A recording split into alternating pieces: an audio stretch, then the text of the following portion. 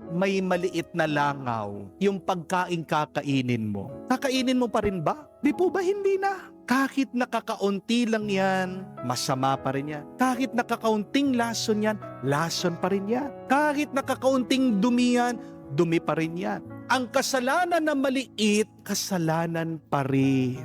At basta't kasalanan, yan ay ang daan natin sa kamatayan. Kaya bakit ka magpapatuloy sa pagkakasala mo kung yan ang magiging dahilan ng kamatayan ng iyong kaluluwa?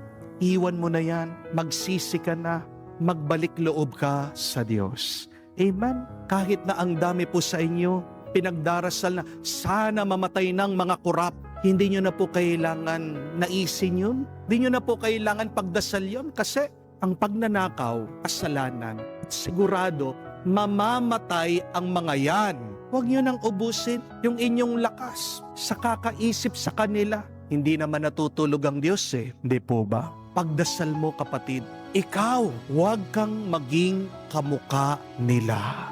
Amen? Pagdasal mo kapatid, na ikaw, maging matatag ka, malakas ka, kahit na sa kakaunting tukso, kakaunting kasalanan, para hindi maging lason yan ng kaluluwa mo. Amen? Kaya nga, ang tanging sagot po sa problema ng kasalanan ay grasya ng Diyos.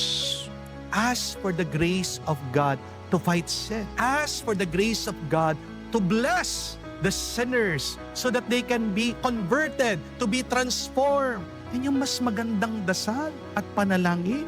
Kasi nilalamon ng grasya ang kasalanan. Grace